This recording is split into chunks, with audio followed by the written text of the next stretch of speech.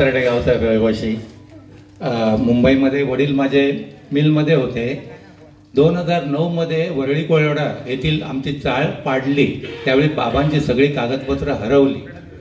दोन महिन्यापूर्वी मी तुम्हाला बांद्र्याला भेटण्यासाठी आलो होतो. तिथे तो महामेळावा होता. मी गावीच स्थायिक असतो. तर त्या ठिकाणी तुमची माझी संपर्कही होऊ शकला नाही, दर्शनही होऊ शकलं नाही. एवढा प्रचंड जनसमूह त्या ठिकाणी होता. मी खास तुम्हाला भेटण्यासाठी त्या ठिकाणी आलो होतो. तर त्यावेळेला बाबांची कागदपत्र सर्व हरवली. पण 2 महिन्यापूर्वी मग मुलांनी माझी ती MMRDAची लिस्ट शोधण्याचा प्रयत्न केला. त्याच्यामध्ये बाबांचं नाव 1516 नंबरवरती आहे, सीताराम गोविंद पाताळे.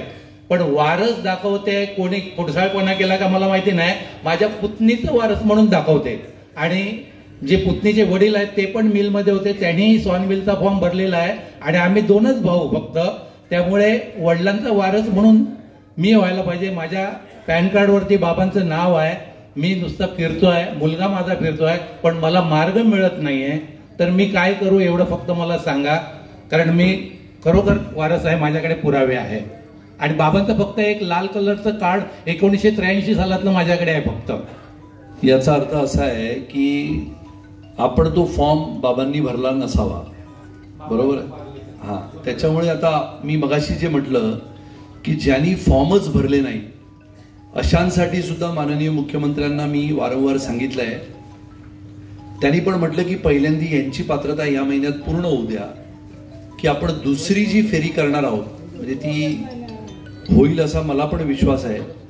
की ज्यांनी फॉर्म भरले नाहीत पण ज्यांच्याकडे पुरावे असू शकतील अशांना फॉर्म भरण्याची संधी आपण देणार आहोत. म्हणजे त्याच्यापर्यंत आता सध्या, कारण का हा फार मोठा निर्णय आहे, आम्ही एकटा काही घेऊ शकणार नाही.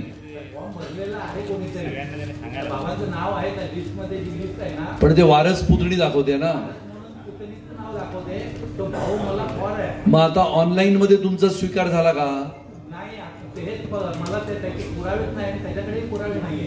म्हणजे पुरावे काढण्यापासून सुरुवात आहे.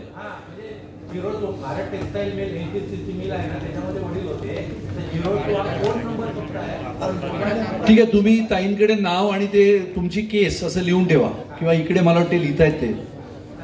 ठीक आहे. नमस्कार साहेब. तर मी सेंचुरी मिलमध्ये काम करत होतो. तर माझ्या नावाने स्वतः मी काम करत होतो. तर माझ्या वडिलांच्या नावाने थोडा फारपेट झाला आहे. तर मी महाराष्ट्र ऑफिसमध्ये गेलो होतो.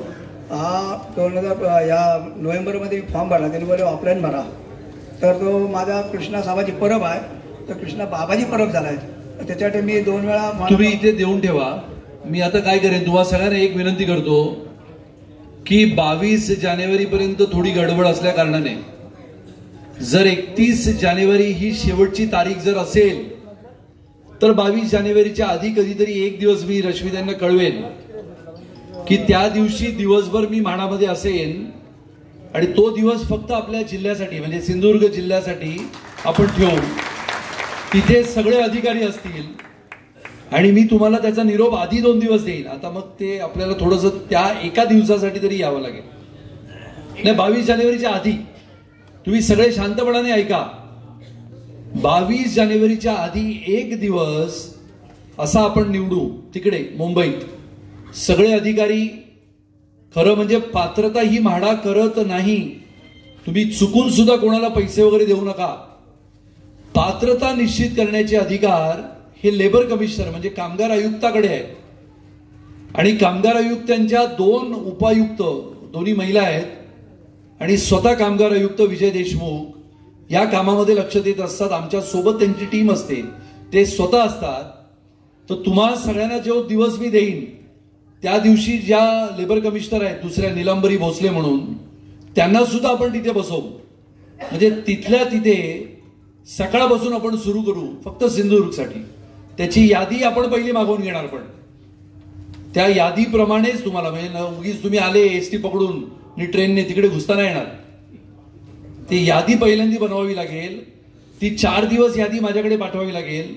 तिथे आम्ही छानबीन करून घेऊ काय स्थिती आहे. आणि मग तुम्ही समोर आल्यावर आम्हाला समजेल काय करायचं. चालेल का? एकच दिवस हा. पण पण त्याच्या आधी इकडे आपल्याला क्रमांक निश्चित करावे लागतील. सर आम्ही दोघांनी पण एकाच दिवशी ऍप्लिकेशन दिले. तुम्ही पात्रता निश्चितीसाठी जेव्हा स्कीम काढली तेव्हा मला एलिजिबल म्हणून मला हे उत्तर आलं. पण हे जे सेम तेवढेच कागदपत्र दिले, पण ह्यांना काय आलं की 240 दिवस तुमचे पाहिजेत. नाही, हे फार कठीण नाही आहे. तुम्ही त्या वेळेला या माझ्याकडे, मी असणार स्वतः. पण 240 दिवस त्याच्यावरती सरळ आम्ही जे तिकीट पाठवलं होतं ते जातू कामगार म्हणून. आता मी टाइम ऑफिस मध्ये काम केलेला माणूस आहे. ज्या बदली कामगारांना 240 दिवसाची अट असते, जातू कामगाराला 240 दिवसाची अट नसते. हे जातू कामगार असून पण म्हाडाने यांना 240 दिवसात. परत तुमचं नाव काय? माझं नाव दळवी. गावकर आहे, त्याच्यासाठी मी आलो आहे. दळवीनू ऐका, यांचं जे आहे ना गावकरांचं, याच्यात म्हाडा काहीच करत नाही. म्हाडा सांगितलं असेल तुम्हाला, आपण कामगार आयुक्त समोर ठेवू ना, एका मिनिटात निर्णय होईल. हो हो, ठीक आहे. थोडे एक दिवस फक्त यावं लागेल. हो चालेल. चला पुढे आपण करू. तुमची जोडी आहे ना, तुम्हाला एकत्र घर पाहिजे आजूबाजूला.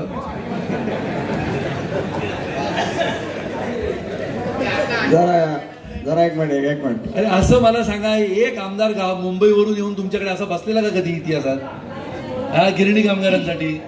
मग हे नितेशचं यश आहे, बरोबर मला घेऊन आले. चला सांगा ऐकतो मी. तर मी अर्ज भरलेला आहे, ऑनलाईनही अर्ज भरला, म्हाडाचाही अर्ज भरला, त्याचे माझ्याकडे सर्टिफिकेट आहेत.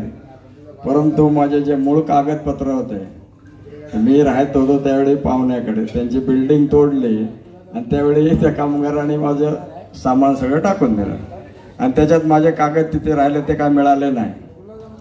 मग आता सर्टिफिकेट मागितलं ना अंतिम. सर्टिफिकेट कुठची मिल आहे? ज्युपिटर. गेलेला ज्युपिटरला? काय म्हणाला तो मालक? तिथे काय घेत नाही आतमध्ये नाही घेतलं. ठीक आहे, तुम्ही पण. आता तुम्ही काय करा सगळे, चला चांगली गोष्ट आहे. मी तुला अधिकारी पण देतो तुझ्याबरोबर, करशील? चला आपण काय करू आता, प्रमोदजी आहेत आणि थांबा एक मी सांगतो ना, मी सोल्युशन. आपण काय करू, मुंबईत आमचे 2 अधिकारी म्हाडाचे आणि 1 लेबर कमिशनरचा अधिकारी मी तुमच्या म्हणजे प्रमोदजींसोबत देतो. विशेष करून कारण का हे प्रत्येक मिलला जावं लागतं. आता ज्युपिटरचे सगळे गायब आहेत आणि मोठ्या बिल्डिंग सुरू आहेत ना ज्युपिटरला. पण ते सरकारी मिल होते ना. पण ते आपण करू. ती एनटीसीची आहे. एनटीसीच्या मिलची सोपं आहे. एनटीसी सोपं आहे. ते अधिकारी येतात आपल्याकडे, मी करतो. तुम्ही प्रमोदजींकडे रश्मीताईंच्या माध्यमातून सगळी यादी बनवा, आपण करू ते. ठीक आहे. काय नाव काय? रमाकांत गंगाराम गायकवाड. कुठे पूर्वी पाहुणाला होते? कुठे राहिला होते? सयानी रोडला. सयानी रोड कुठे? बंदूक चाळी? नाही, अफजल बिल्डिंग मध्ये. अफजल बिल्डिंग. चला पुढे. अफजल बिल्डिंग नंबर 2 मध्ये. झालं बस. तुम्ही राजकारणात येऊ नका, माईक सोडत नाही तुम्ही. हॅलो, नमस्कार. मी मोरारजी नंबर 2 मध्ये लोअरबरेलीला कामाला होतो. 22 वर्ष सर्व्हिस केली.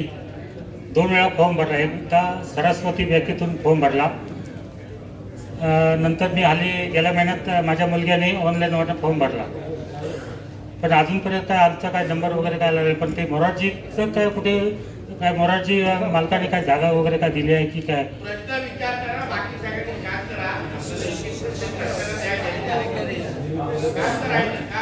मोरारजी मिल नंबर 2च्या मालकाने काय जागा वगैरे काय कामगारांसाठी काय दिलेले वगैरे काय? नाही, पहिला प्रश्न म्हणजे तुम्ही आता पात्र आहात का? इलिजिबल आहेत ना? झालं ना, म्हणजे तो काम पूर्ण झालाय. फॉर्म भरलाय. नाही पण इलिजिबल आहे का? ओटीपी आला का? आला ना. आता मोरारजी मिल झालं, त्याचं जुनी जेवढी जागा होती, घरं होती, ती बांधून त्यांनी देऊन टाकली कामगारांना. आता नवीन लॉटरीमध्ये तुम्हाला जिथे पाहिजे, म्हणजे आता आम्ही जिथे काढू तिथे लागलं तुम्हाला पाहिजे तर घ्यायचं, नाही तर परत वेटिंग मध्ये जायचं. तुमचा नंबर येईल आता कधी ना कधी. द्या. चला.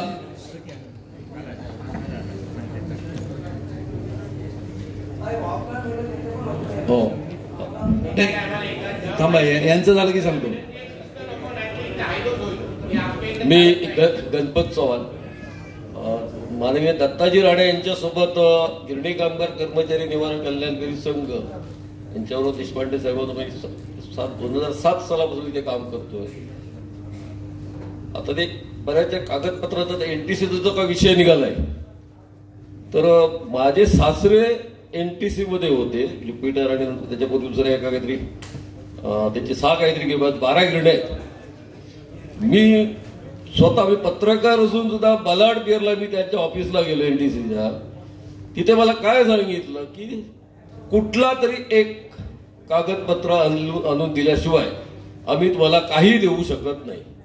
वास्तविक त्यांच्याकडे एनटीसीच्या मिलमध्ये प्रत्येक कामगारांची यादी असायला हवी, आणि त्यांनी जर आपण जर थोडेसे प्रयत्न करून तर ती जी यादी आहे प्रत्येक गिरणी कामगारांची ती मिळवली तर हा प्रश्न बऱ्याच जणांचा सुकर होईल असं मला प्रामाणिकपणे वाटतं. मी 2007ला ज्यावेळी महाराष्ट्र टाइमला कामगार आयुक्ताची जाहिरात आलेली होती, कल्याणकारी संघाच्या नावाने कामगार कार्यालयामध्ये येऊन तुम्ही नावं जुळणी करा. मी एक गिरणी कामगार आहे, फिनिक्स मिल माझे वडील होते, तिथे ते इंचभर जमीन दिलेलं, पण तुम्ही जायचं आपण खूप चांगलं काम करता. म्हणजे वडिलांनी त्यावेळी सुद्धा खूप आम्हाला सपोर्ट केला. ते आमच्याबरोबर कायम असायचे, आमच्या कार्यक्रमाला सुद्धा यायचे. तर असे काही विषय आहेत ना की आता माझ्याकडे 15 दिवसापूर्वी अशी एक व्यक्ती आली, कागदपत्र मुंबईत बहिणीच्या खोलीत ठेवले होते, बहिणीचे मिस्टर वारले, आणि अचानकपणे बहिणीने ती रूम विकली. आणि विकली तर बहिणीला माहिती नाही की आपल्या भावाचे कागदपत्र आपल्याकडे कुठेतरी आहे. घेणाऱ्याने ती सगळी खोली साफसफाई केली, आणि आज तो डोक्याला हात लावून बसलेला आहे बिचारा. असे खूप काही गोष्टी की नाही. आणि दुसरा महत्वाची एक गोष्ट आम्ही सातत्याने मागणी करत होतो की गिरणीमध्ये ज्या कामगारांनी 30-35 वर्ष सर्व्हिस केली आणि जे 82च्या संपाच्या वेळेला होते, नंतरही कामाला होते, आता अशी परिस्थिती आहे की यापूर्वीच्या लॉटऱ्यांमध्ये अगदी टेम्पररी कामगारांना सुद्धा खोल्या लागलेल्या आहेत. आणि इथे काही अशी मंडळी आहेत, वयस्कर मंडळी, की अजून किती वर्ष काढतील, मग आपण हा विषय म्हटला, किती वर्ष काढतील सांगता येणार नाही. तर अशा वेळेला मी एक सूचना विनंती करतो की किमान जे गिरणी कामगार ज्यांनी सर्व्हिस एक 20 वर्ष किंवा 25 वर्षापेक्षा अधिक झालेले आहेत, अशाची एक स्वतंत्र लिस्ट करावी आणि लॉटरीमध्ये सुरुवातीला त्याला प्राधान्य देण्यात यावं. हे मी सातत्याने मांडत आलेलो आहे. मला एक या ठिकाणी तुम्ही भाजप प्रणित एक चांगलं गिरणी कामगारांच्या वारसासाठी एक संघटना बांधली, त्याबद्दल मी धन्यवाद देतो. कारण तुम्ही सत्तेवर आहात, त्याच्यामुळे जे काही प्रश्न गिरणी कामगारांच्या लढ्यासंदर्भात संघर्षामध्ये जी काही कामगार संघटना होत्या त्या संघटना कडे म्हणजे सुटू शकले नाहीत. आपण बघा, तर मी शांतपणे आपलं भाषण ऐकत होतो, आपण अतिशय सकारात्मक दृष्ट्या गिरणी कामगारांना कसा न्याय मिळेल एवढंच नाही तर आपण आता डिक्लेअर केलं की ज्यांच्याकडे कागदपत्र नाही, की ज्यांनी फॉर्म भरले नाही, अशांचा सुद्धा आपण पुढच्या स्टेपला विचार करू. आणि ही वस्तुस्थिती अशी आहे, कारण मी 2007 सालापासून या कामगारांसाठी, खरं म्हणजे मी 81 मध्ये कणकवलीला आलो, 82ला संप झाला, पण त्या संपाचा म्हणजे त्यावेळी मी इथे कणकवलीला होतो, माझे वडील मुंबईला होते. पण माझ्या वडिलांचे 78 मध्ये फिनिक्स मिलमध्ये त्यांचं ते क्लॉथ फिनिशिंग डिपार्टमेंट होतं, ते जळलं की जाळलं माहिती नाही, पण ते बेकार झालेत काय. पण त्यानंतर सुद्धा गिरणी कामगारांची हाल हवा काय आहे की नाही, मी ते का फक्त महाराष्ट्र टाइम्सच्या जाहिरातीवरनं मी ही संघटना कुठली, आणि नंतर मी स्वतः पत्रकार असल्यामुळे माझ्या सगळ्या पत्रकार मित्रांनी खूप त्याला चांगली प्रसिद्धी दिली. आणि या जिल्ह्यातून आम्ही त्यावेळेला 6220 एवढे अर्ज म्हाडाकडे दाखल केलेत. त्याच्यानंतर 2017 मध्ये पुन्हा म्हाडाने शासनाने संधी दिली, त्यावेळी आणखी काही अर्ज गेले असेल, त्यांचा आमच्याकडे रेकॉर्ड नाही. पण 6200 ही सिंधुदुर्ग जिल्ह्यातील गिरणी कामगारांची संख्या आहे. आणि मुंबईतल्या असलेल्या सिंधुदुर्ग जिल्ह्यातील गिरणी कामगारांचं ज्यांनी कोणी अर्ज भरले त्याची यादी काय आमच्याकडे नाही. पण माझ्या माहितीप्रमाणे हे दोन्ही म्हणजे मुंबई आणि सिंधुदुर्गचा विचार केला तर ही सिंधुदुर्ग जिल्ह्यातील घरासाठी अर्ज केलेली संख्या 10 ते 12,000च्या दरम्यान असावी की जे मूळ सिंधुदुर्गातले आहेत की ज्यांनी मुंबईत न राहून अर्ज केलाय. त्याच्यामुळे NTC वाल्यांना जर आपण प्रत्येक गिरणीचं गिन आहे तुम्ही यादी द्या म्हणजे त्याप्रमाणे गिन किंवा सर्टिफिकेट द्या अशी जर आपण मागणी केली तर त्यांचा तो प्रश्न निकालात निघेल. बाकीचे खाजगीचे कोण गिरणी मालक आहेत ते खूप आरामखोर आहेत. कारण माझ्या वडिलांचं सर्टिफिकेट मिळवायला मला 8 वर्ष लावली अशी परिस्थिती. धन्यवाद.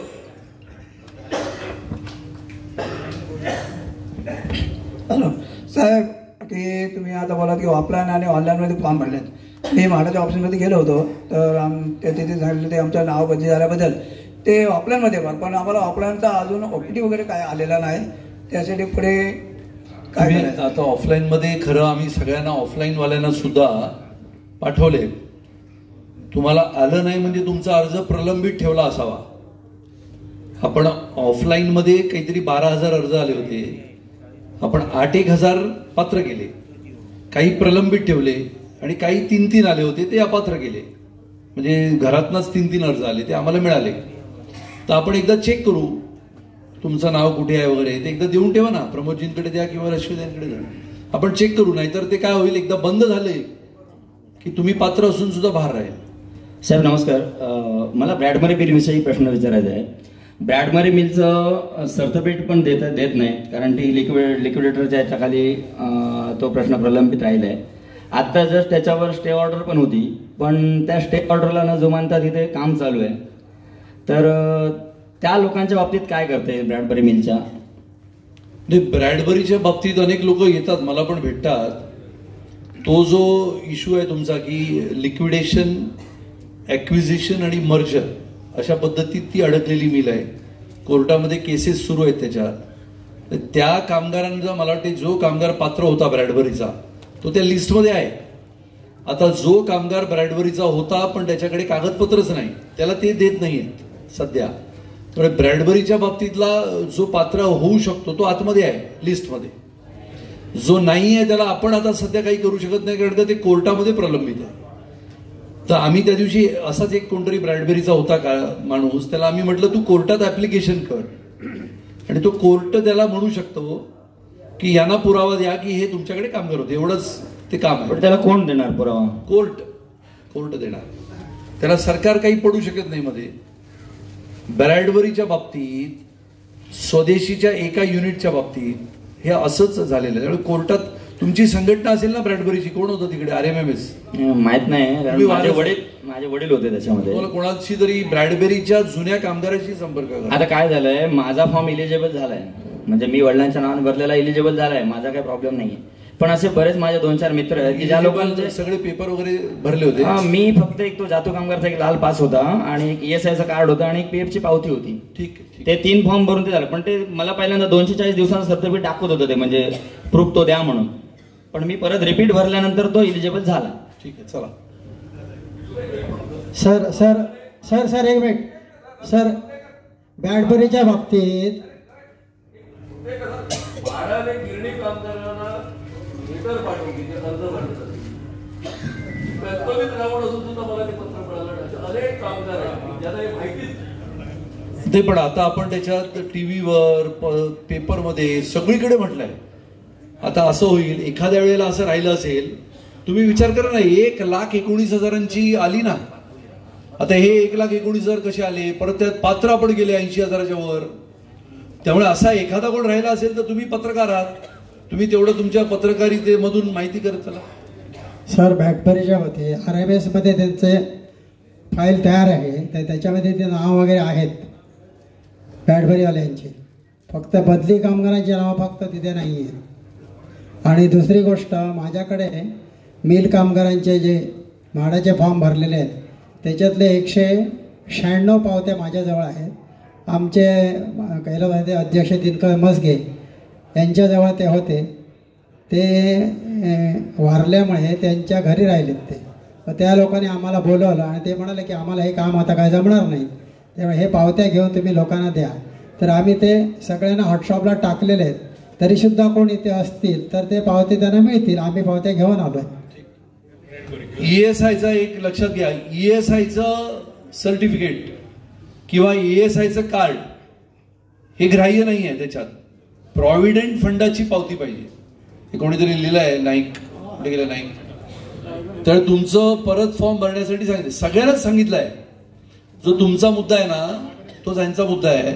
पूर्वी फॉर्म भरला असेल, हा आता आपण ही शेवटची पात्रता फेरी करतोय आपण, डुप्लिकेशन नको म्हणून. एक मागच्या वेळेला 3-3, 4-4 फॉर्म भरले होते ना, म्हणून आता एकच फॉर्म, घरात ना एकच फॉर्म पाहिजे. ठीक आहे, मग काय प्रॉब्लेम आहे? हा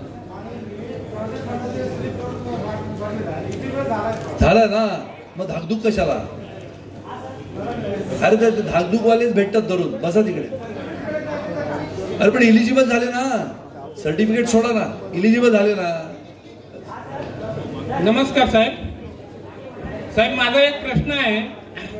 मी माननीय आमदार नितेश राणे किंवा प्रमोद जठार साहेबांना पण बोलतोय की आपण एक सोल्युशन ह्याच्यावर गिरणी कामगारांच्या प्रश्नासंदर्भात घरे कुठे नेमकी द्यायची किंवा काय वगैरे, आणि त्या विषयावर तुम्ही सकारात्मक काही गोष्टी आता कळत नकळत म्हणजे अलीकडच्या काही प्रश्नांनुषंगाने आलेल्या गोष्टी आहेत त्या, आणि त्यामुळे आता आपल्याला नवीन ह्याला गिरणी कामगारांना त्या जागेवर घर मिळणारच नाहीत असं एकंदरीत तुमच्या बोलण्यातनं मला दिसतंय.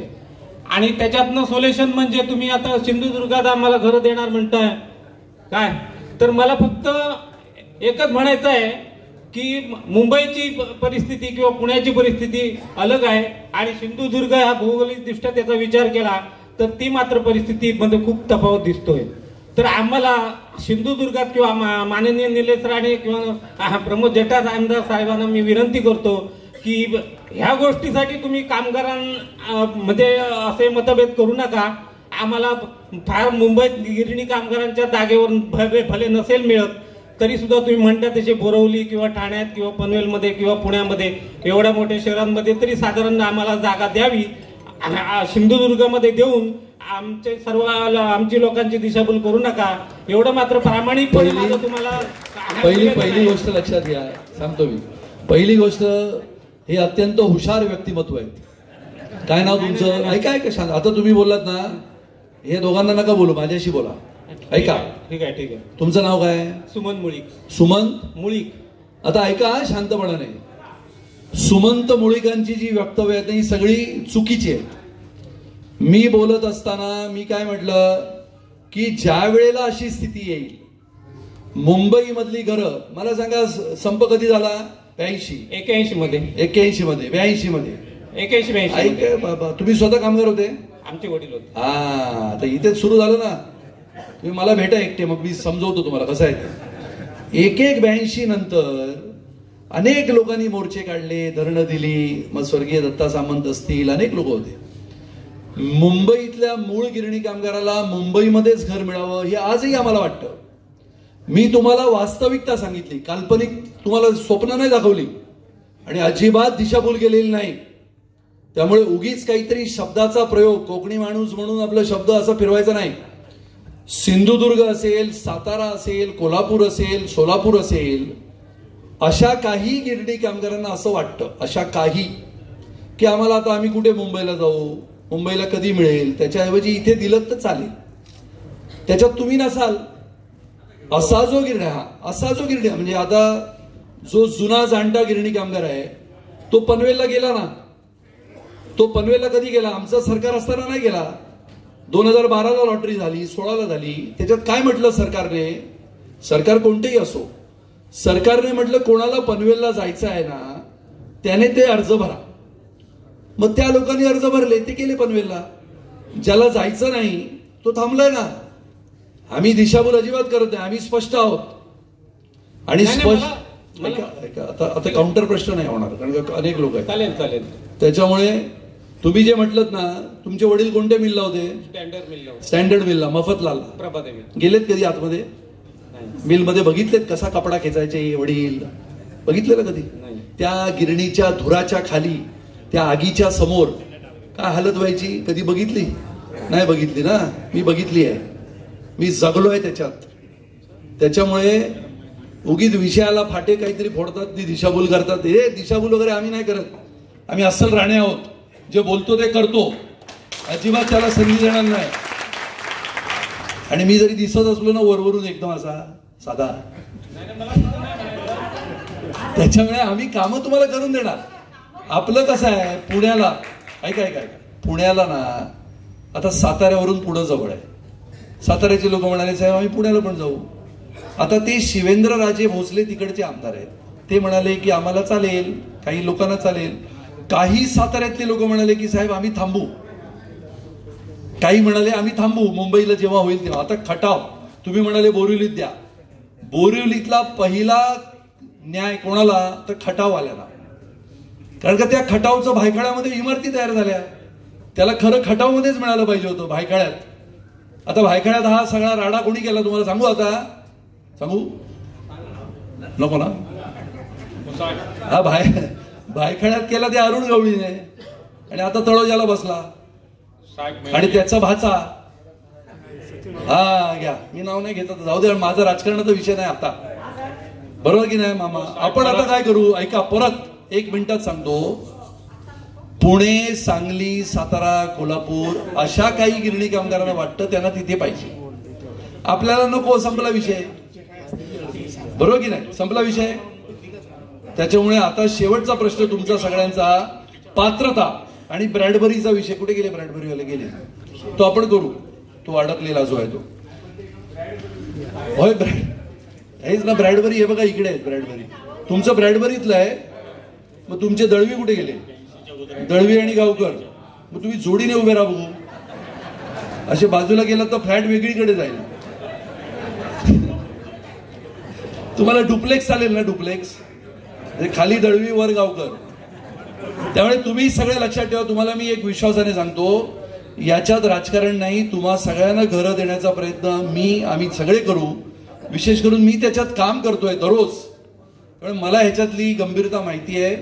आणि उगीच काही बोलायचं म्हणून न बोलता तुम्हा सगळ्यांना मी धन्यवाद देतो. विश्वास ठेवा, जरी पानिपतची लढाई झाली असली तरी ती काय आपण लढलो होतो का? नाही ना. विश्वास ठेवा, आपण काम करू आणि असं कन्फ्यूज राहून काही होणार नाही. त्यामुळे आपण चांगलं काम करू. तुम्हा सगळ्यांना मनामध्ये असेल ते करू, आपण प्रयत्न करू. चांगली घरं मुंबईत मिळाली तर आम्हाला काय, तुम्ही मुंबईत यावं. तुम्ही आलात की आमचा मतदानाचा टक्का वाढेलच. द्याल ना पण तिकडे बटन. त्यामुळे तुम्हाला सगळ्यांना मी धन्यवाद देतो. तुमचे प्रश्न जे अडकले असतील ते ताईंकडे द्या. प्रमोदजी स्वतः जातील मिलच्या दरवाज्यावर. मला माहिती आहे दरवाज्यावर काय होतं, ज्युपिटरला पण काय गडबड होतात, पण आपण करू त्याच्यात. आता मगाशी तुम्ही म्हणालात ना, तुम्ही बांद्र्याला आल्या होतात, काय होतं त्या दिवशी जत्रा? ऐका, आला होतात ना, किती हा भेटला, किती हजार होते. म्हणजे मी जर त्या दिवशी आलो नसतो तर त्या बँडरला गडबडच झाली असती सगळी. त्यामुळे आपण सगळी मदत करू. तुम्ही काही घाबरू नका, फक्त विश्वास ठेवा. कोणी काही सांगितलं म्हणून असं दिशाभूल एवढा मोठा शब्द पत्रकारांना आणू नका. आम्ही सही दिशेला घेऊन जाऊ. पुन्हा एकदा सगळ्यांना धन्यवाद. जय हिंद, जय महाराष्ट्र. धन्यवाद साहेब. सर्वांना विनंती आहे, कोणी जागा सोडून हे कार्यक्रम संपलेला नाही. आपण आपल्या कामासाठी आलेलो आहोत. जसं काय आज या ठिकाणी